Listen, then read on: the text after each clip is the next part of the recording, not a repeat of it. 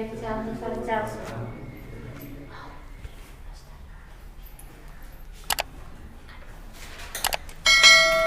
साथियों, नमस्कार। मैं जी कुमार आज लेकर के आया हूं डेली डोज 22 और ये आर्टिकल्स का ही पार्ट है, पार्ट 4। अभी तक मैंने इसका पार्ट 3 पढ़ा चुका, मतलब पार्ट 1, पार्ट 2, पार्ट 3, क्योंकि वीडियो ज्यादा लॉन्ग हो जाएगा, एक पार्ट में संभव नहीं है, इसलिए छोटा छोटा पार्ट करके पढ़ाया जा रहा है और बहुत ही शानदार तरीके से पढ़ाया जा रहा है। अगर आपने अभी तक पार्ट 1, पार्ट 2, पार्ट 3 नहीं देखा है तो पहले उसको देख ले, उसके बाद यहां से आपको समझ में आएगा कि कैसे कंपैरिजन करके पढ़ाया जा रहा है। तो चलिए देर ना करते हुए पार्ट 4 को स्टार्ट करते हैं और लिखिएगा सबसे पहला अनुच्छेद क्या है, आर्टिकल्स, अनुच्छेद 23 लिखिएगा, मतलब 123। कितना लिखेंगे? 123। अब 123 में जो है किसका वर्णन है, सॉरी 123 में आपका वर्णन मिलेगा राष्ट्रपति को अध्यादेश जारी करने का अधिकार। राष्ट्रपति को भी अपना अध्यादेश जारी करते हैं ना, अपना मतलब नियम कानून जो भी जारी करते हैं, अध्यादेश जारी करते हैं, वो किस अनुच्छेद के तहत? 123 के तहत। लिख लीजिएगा, राष्ट्रपति द्वारा अध्यादेश जारी करने का अधिकार। और यहीं पे लिखेगा तो क्या राष्ट्रपति अध्यादेश जारी करते हैं तो राज्य में राज्यपाल भी जारी करते होंगे, तो यहीं पे लिखे। देखिए कितना शानदार है, यहां पे 1 2 3, वहां लिखिएगा 213, बस 213, 123 213, याद हो जाएगा ना। इसीलिए कंपैरिजन मैं बार बार कर रहा हूं। देखिएगा 123 राष्ट्रपति, 213 राज्यपाल, 123 राष्ट्रपति, 213 राज्यपाल। राज्यपाल को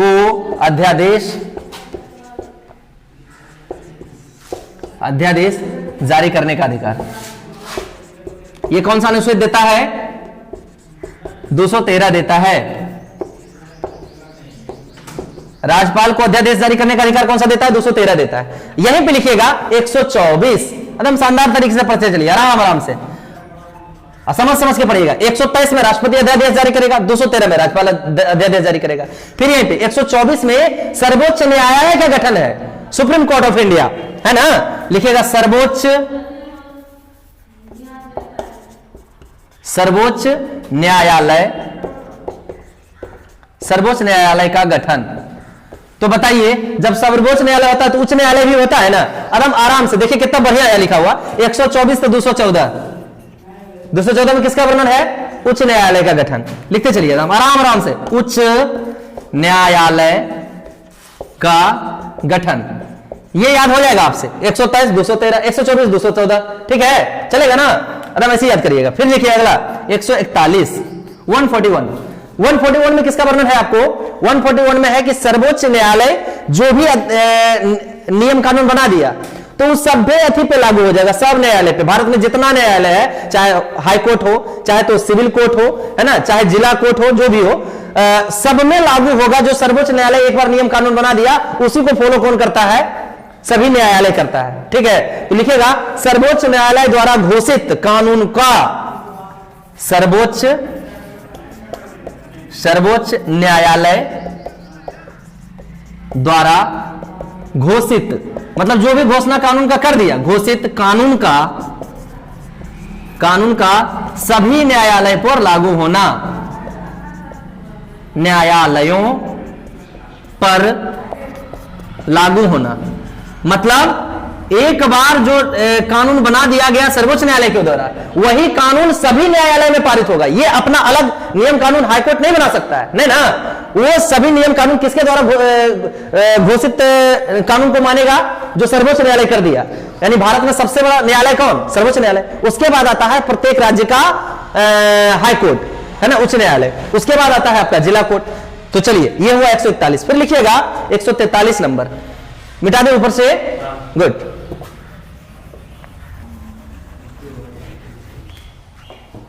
अब है अगला उच्चतम न्यायालय, मतलब अनुच्छेद लिखिएगा 143।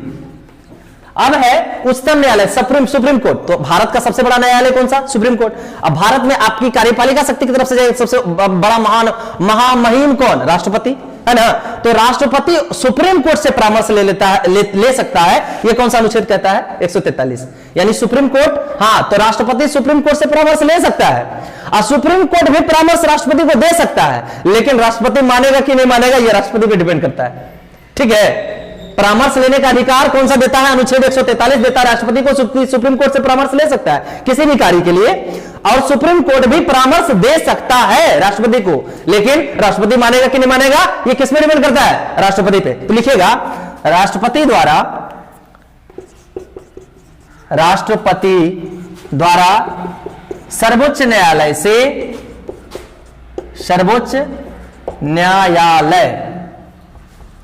से परामर्श लेने का अधिकार, परामर्श लेने का अधिकार, ये कौन सा अनुच्छेद में वर्णन है? 143, 144। फिर अगला लिखिएगा 148, बहुत ही प्यारा अनुच्छेद है, इसको भी बढ़िया से लिखिएगा, ये इंपॉर्टेंट, स्टार मार लीजिए इस पे। 148 इस पे स्टार मारेंगे, क्यों? क्योंकि इसमें वर्णन है भारत के नियंत्रक एवं महालेखा परीक्षक का। लिखेगा, भारत के नियंत्रक एवं महालेखा परीक्षक वित्तीय कार्रवाई का सबसे बड़ा व्यक्ति कौन होता है भारत में? यही होता है। इसका इंग्लिश लिख लीजिएगा, इंग्लिश पूछता है, comptroller and auditor general of India. Comptroller and auditor general of India. तो यहीं पे आप एक लगले को करंट कहने लिख ले कि comptroller and auditor general of India वर्तमान में भी कौन है? लिख लीजिएगा, गिरीश चंद्र मुर्मू। कौन है? गिरीश चंद्र मुर्मू, है ना। गिरीश चंद्र मुर्मू अभी कौन है? वर्तमान में है आपके comptroller and auditor general of India Bharat के। पहले ये जम्मू कश्मीर के सबसे पहले राज्यपाल बनाए गए थे और उनको वहां से उठा करके कहां डाला गया? Comptroller and auditor general of India बनाया गया। ठीक है, ये इंपॉर्टेंट क्वेश्चन था, इसको लिख लीजिएगा। फिर अगला लिखिएगा आप अनुच्छेद नंबर 169 लिखेंगे, 169। इसमें किसका वर्णन है? 169 वर्णन है राज्य में विधान परिषद का। जैसे आपका अभी मैंने कल जो आपको समझाया था कि संसद 3 सदनों से मिलकर के, 2 सदन और 1 व्यक्ति से मिलकर के बना होता है, जैसे लोकसभा, राज्यसभा, राष्ट्रपति। राज्य विधानमंडल जो है दो सदन, उसमें भी होता है राज्य विधान परिषद और विधानसभा और राज्यपाल होता है ना। तो विधानसभा को तो बाद में चर्चा करेंगे, अभी विधान परिषद का चर्चा किसमें किया गया है? 169 में किया गया है। राज्यों के विधान परिषद लिख लीजिएगा, राज्यों के विधान परिषद, इसका वर्णन किसमें है? अनुच्छेद नंबर 169। एनी डाउट किसी को? 169 में किसका वर्णन है? राज्य के विधान परिषद का। ठीक है, और यहीं पे एक और लिखिएगा आपका 200 पूरी लिखिएगा, पूरा 200। अब इसमें वर्णन किसका है? विधेयकों पर अनुमति। ठीक है, ये लिखिएगा, विधेयक मतलब बिल, विधेयकों पर अनुमति। विधेयकों पर अनुमति किसमें वर्णन है? अनुच्छेद 200 में। ठीक है, आर्टिकल नंबर 200 में विधेयकों पर अनुमति। कहने का मतलब हो गया, कोई भी बिल जब लाया जाता है लोकसभा में या राज्यसभा में कहीं भी, तो उस पर अनुमति कौन कौन देते हैं? लोकसभा अध्यक्ष दे सकते हैं। जैसे धन विधेयक का निर्णय कौन करता है? ये यहां से इंपॉर्टेंट क्वेश्चन पूछता है कि कोई विधेयक धन विधेयक है या नहीं है, इसका निर्णय कौन करता है? लोकसभा अध्यक्ष। कौन करते हैं? लोकसभा अध्यक्ष करते हैं। जैसे, और उसके बाद कोई अगर विधेयक लाया गया तो उसके बाद जब राष्ट्रपति से, लोकसभा से, राज्यसभा से पास हो जाता है, तो उसमें किसका अनुमोदन की आवश्यकता पड़ता है? राष्ट्रपति का, है ना। तो विधेयक पर अनुमति का वर्णन कहां है? 200 अनुच्छेद में है, अनुच्छेद नंबर 200 में। अब वो डिपेंड करता है, उसमें बहुत सारा वर्णन होगा कि कहां से कहां तक राष्ट्रपति किस पे करेंगे, लोकसभा अध्यक्ष किस पे करेंगे, प्रधानमंत्री का किस पे होगा, लेखा नियंत्रक परीक्षक का किस पे होगा, महान्यायवादी का किस पे होगा, सुप्रीम कोर्ट का किस पे होगा। अलग अलग अनुमति जारी करने का अधिकार है। तो वर्णन कहां मिलेगा आपको? 200 में मिलेगा। ठीक है, चलें आगे, चलिए ऊपर से मिटा दें।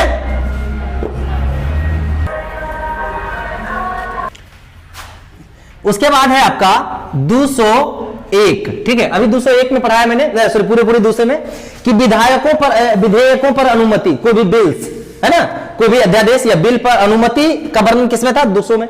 अब 201 में है कि कुछ ऐसे भी बिल्स होते हैं जो आरक्षित होते हैं, है ना, कुछ ऐसे भी बिल होते हैं जो आरक्षित, मतलब कोटा के तहत, आरक्षित कोटा। तो लिखिएगा विचार के लिए आरक्षित विधेयक, विचार के लिए कोई भी बिल लाया गया, अब उसमें पुनर्विचार किया जाएगा तो वो आरक्षित कर दिया जाता है, उसको एब्जॉर्ब करके रख दिया जाता है। विचार के लिए आरक्षित विधेयक।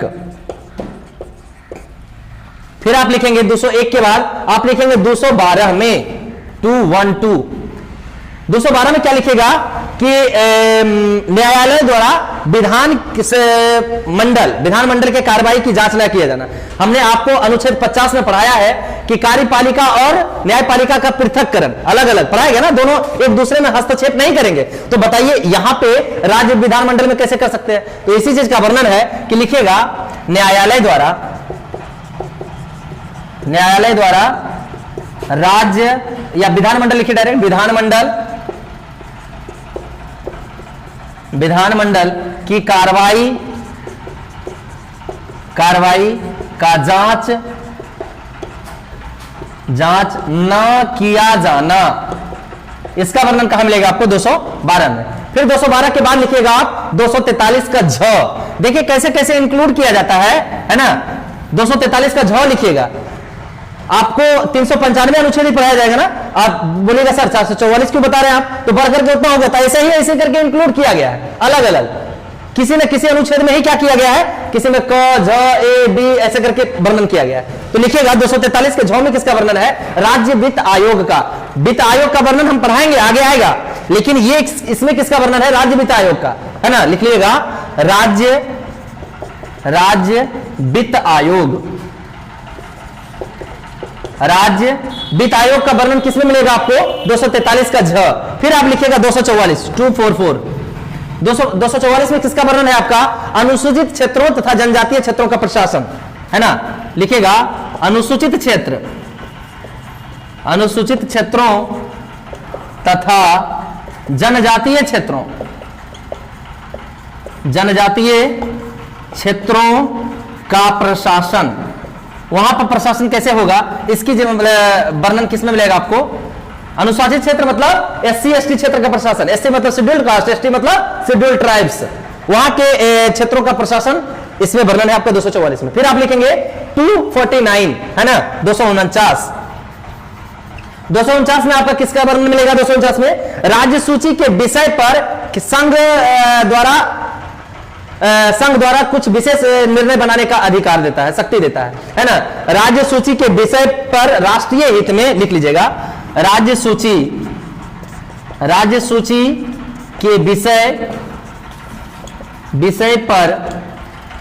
के विषय पर राष्ट्रीय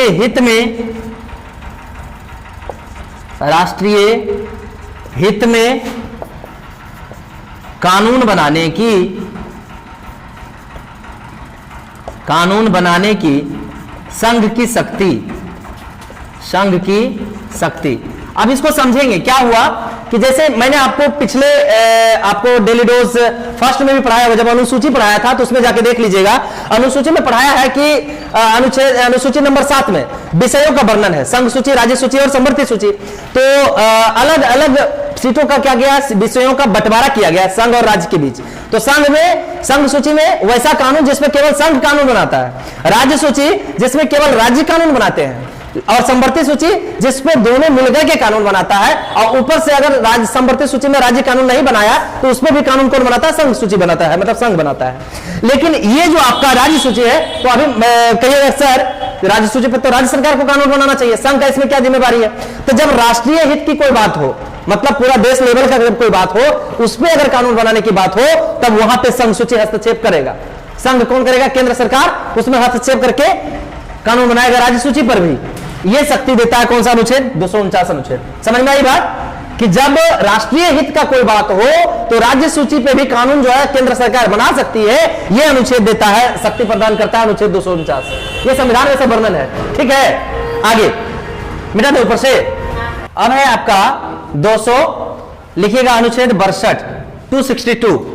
अब इसमें किसका वर्णन मिलेगा आपको? अंतरराष्ट्रीय नदी। जैसे अब सीमा का निर्धारण तो सरकार कर सकता है ना, कोई भी देश का सीमा का निर्धारण हो सकता है, नदियों का भी निर्धारण होता है। गाना सुने हैं, पंछी नदियां पवन के झोंके, है ना, कोई इसको ना रोके। मतलब पंछी है वो तो कहीं भी उड़ के जा सकती है, नदियां आराम से एक सीमा से दूसरे सीमा पे बह करके आती है। देखिए आपका ब्रह्मपुत्र हो गया, सिंधु हो गया, ये सब जो नदियां कहां से आती है? दूसरे देशों से बह करके अपने देश में आती है। तो नदियां सीमा पार कर सकती है और उसके बाद पंछी भी उड़ करके जा सकते हैं। तो यहां पे जो है आपका वर्णन 262 में है कि अंतरराष्ट्रीय नदियों के जल संबंधी विवादों का निर्णय किसमें किया गया? निर्णय नियमन जो भी है सब इसमें है 262 में। मतलब बाहरी देशों के साथ जो भी अंतरराष्ट्रीय है, अंतरराष्ट्रीय देशों के साथ जो नदी द्वारा पानी उन्हीं इधर उधर होता है उसका निर्णय है, उसमें संबंधित पूरा जो है कानून बना हुआ है, कितना परसेंट क्या है, कब रोक सकते हैं, नहीं रोक सकते हैं, क्या कानून है, सब इसमें वर्णन मिलेगा। तो लिखेगा अंतरराष्ट्रीय नदियों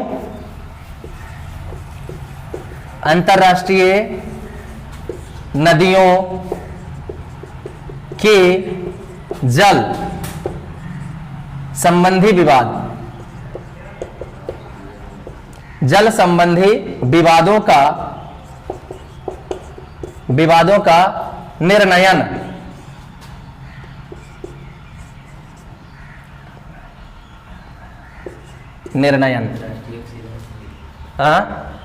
अंतरराष्ट्रीय नदियों के जल संबंधी विवादों का निर्णयन।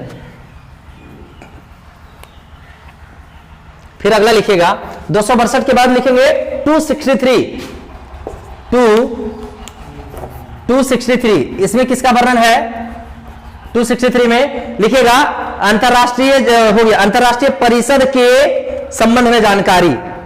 अंतरराष्ट्रीय परिषद बहुत सारे आपका संस्था है, अंतरराष्ट्रीय परिषद है, उसके विषय में जानकारी आपको किसमें मिलेगा?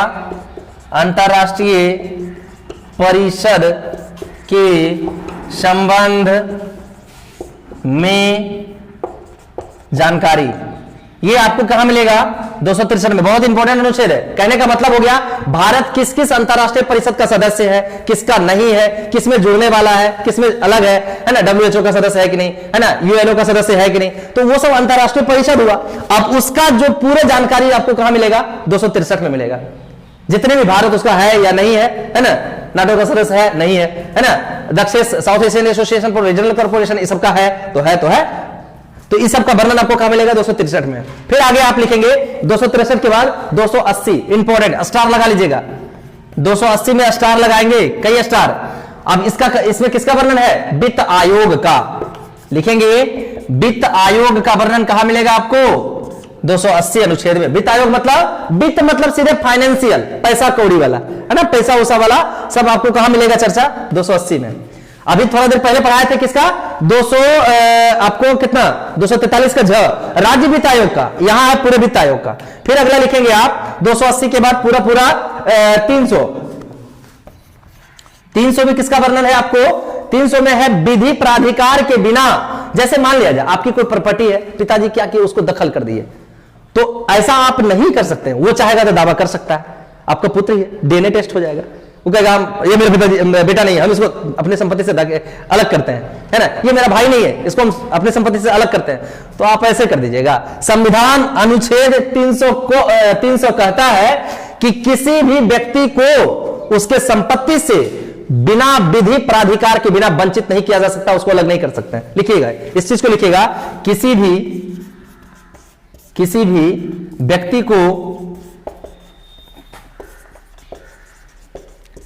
को विधि प्राधिकार के बिना, मतलब विधि द्वारा अधिकार है उसको, विधि प्राधिकार के बिना उसके संपत्ति से वंचित नहीं किया जा सकता, वंचित नहीं किया जा सकता। यह कानून देता है, किया जा सकता है। ठीक है, अगला लिखेंगे 300 कितना है? 300 का 312 लिखिएगा, सॉरी, हाँ 312 लिखिएगा। संघ लोक सेवा का गठन, संघ लोक सेवा का गठन लिख लीजिएगा 312 में। देखो संघ लोक सेवा का गठन। चलिए उसके बाद, अच्छा हाँ, संघ लोक सेवा आयोग लिखा गया, लिख लीजिएगा। अखिल भारतीय सेवा भी इसको कह सकते हैं, लिख लीजिएगा, या अखिल भारतीय सेवा, अखिल भारतीय सेवा, अखिल भारतीय सेवा। एक और है, उसको ऊपर से मिटा के लिख देते हैं, ठीक है, लिख लीजिएगा 312 के बाद लिखिएगा 315, एक और 315। तो इसमें है संघ एवं राज्य लोक सेवा आयोग का गठन, संघ एवं राज्य लोक सेवा का गठन। तो आप पूछिएगा सर संघ में तो हो जाएगा, यूपीएससी होता है, यूपीएससी होता है ना संघ में, है ना। तो उसके बाद राज्य में क्या होगा, राज्य में जैसे बिहार का, तो बिहार का बीपीएससी होता है, यूपी का यूपीपीएससी होता है ना। तो इस टाइप का जो सबसे बड़ा एग्जाम होता है, जैसे यहाँ पे ये राज्य लोक सेवा आयोग में क्या बन सकता है, वीडियो वगैरह जो बनते हैं सब इससे बनते हैं। तो ये रहे कुछ इंपॉर्टेंट अनुच्छेद, पार्ट 4 था ये, कल तक लास्ट चलेगा, कल अनुच्छेद को खत्म कर दिया जाएगा, उसके बाद कुछ नए टॉपिक को उठाएंगे, ठीक है। तो आसान तरीके से पढ़ाया गया, इसको आप देख लेंगे। पार्ट 1 पार्ट 2 मतलब अनुच्छेद आपका डेली डोज 15 से लेकर के पूरा पॉलिटी पढ़ाया गया है, आसान तरीके से समझाया गया है, कंपैरिजन करके पढ़ाया गया, तो आप उसको देख लीजिएगा। और अभी तक मेरे चैनल टारगेट कॉम्पिटिटिव जोन को सब्सक्राइब नहीं किया तो प्लीज सब्सक्राइब कर ले, बेल आइकन को प्रेस कर ले, ताकि आने वाले वीडियो का नोटिफिकेशन आपको मिलता रहे। मिलते हैं अगले वीडियो में, तब तक के लिए जय हिंद।